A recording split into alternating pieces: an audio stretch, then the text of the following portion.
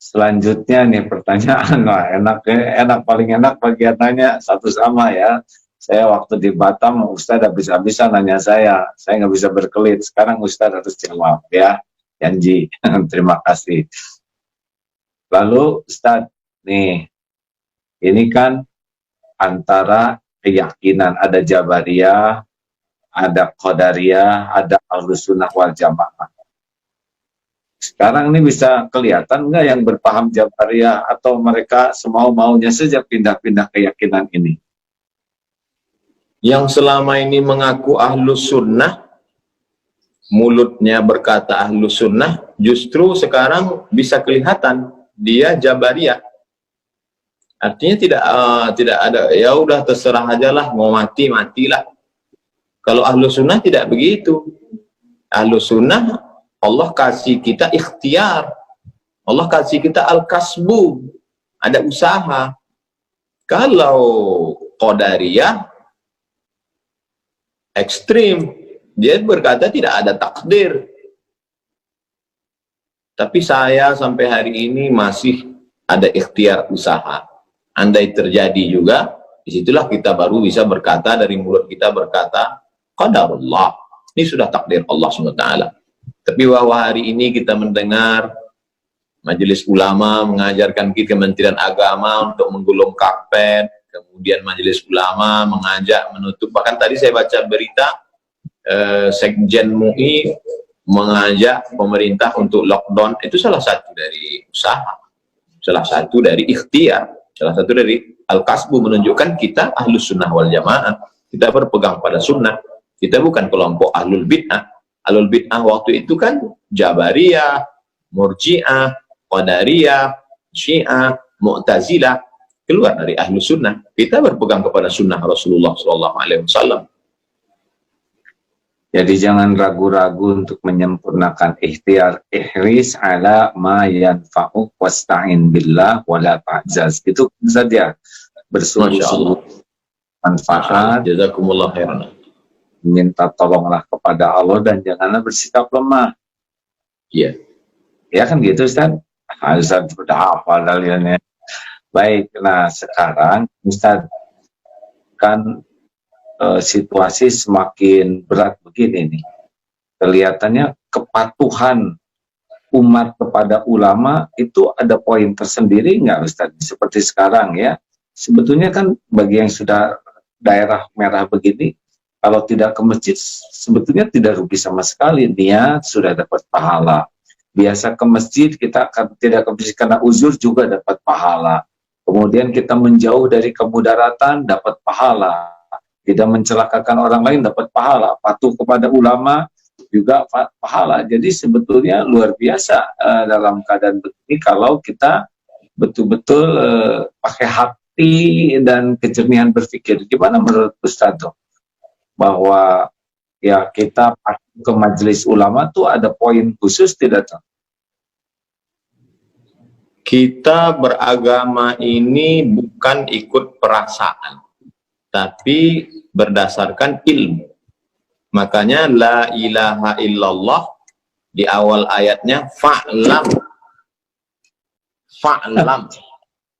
Itu kasihan. Fa'lam, berilmulah. Ada ilmunya. Fa'lam annahu la ilaha illallah. Berilmu tentang la ilaha illallah. Makanya tadi saya tunjukkan kitab 50 sifat. Jadi Imam Al-Qusairi melarang orang uzlah kalau tidak punya dua ilmu. Ilmu akidah, ilmu fikih. Kalau hanya modal nekat uzlah, nanti di tempat uzlahnya dia tidak selamat dari godaan setan. Bisa-bisa keluar bukan menjadi orang bersih hati, malah jadi dukun. Jadi kalau nggak punya akidah yang benar, tidak punya fikih yang benar, uzlah hasilnya jadi dukun ya. Nah sekarang ini banyak orang modal perasaan. Perasaan saya nggak enak karena meninggalkan masjid. Perasaan saya nggak enak karena nggak sholat Jumat. Loh, kalau cuman modal perasaan, itu orang yang biasa wudhu pakai air, disuruh tayamum, itu perasaannya sholatnya nggak sah. Orang yang terus sholat 4 rakaat zuhur, pertama kali kosor, itu banyak kita alami ketika bawa jamaah umroh. Wah, nggak enak kosor ini, rasa nggak sholat. Ini pakai perasaan. Iya. Jadi harus pakai ilmu, bukan pakai perasaan ya. Baik, Ustaz. Jangan marah sama saya, Ustaz. Ya. Kami memang gaya bicaranya begitu di Sumatera, karena banyak gunung, angin kencang. Baik, alhamdulillah. Nah, saudara-saudaraku sekalian, para pendengar ini senang sekali ini ya dengan Ustaz Abdul Somad, bisa dapat banyak ilmu.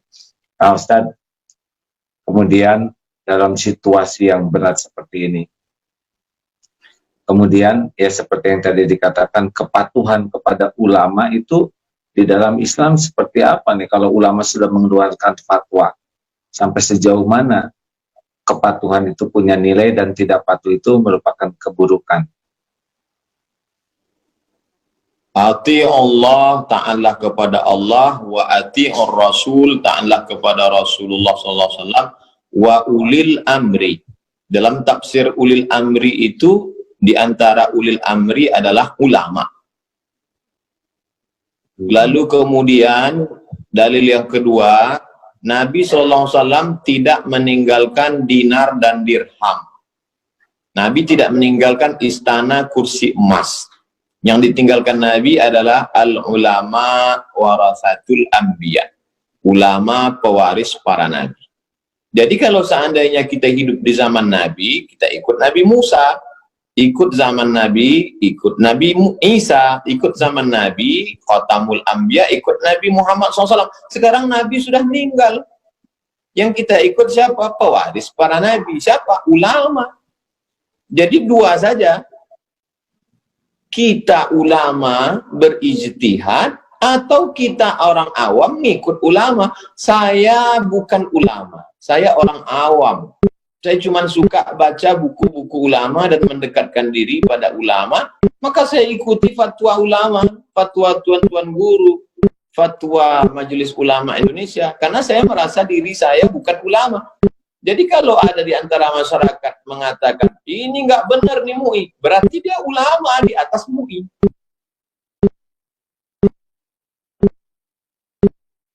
Jadi wajib gitu ya, Ustaz, kalau memang fatwa itu sudah disampaikan, kita umat mematuhinya. Saya mau ke Bandung ketemu Kiai Haji Abdullah Gimnastiar, maka saya percayakan hidup mati keselamatan saya pada pilot pesawat.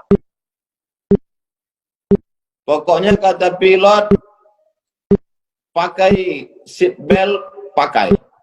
Tutup jendela dibuka, buka. Matikan handphone, matikan. Saya nggak ngeyel maju ke depan, saya tanya, kalau handphone saya hidup, kira-kira apanya yang rusak? Kenapa ketika dengan pilot kita hormat, nggak ngeyel, tapi kenapa dengan ulama kita melawan?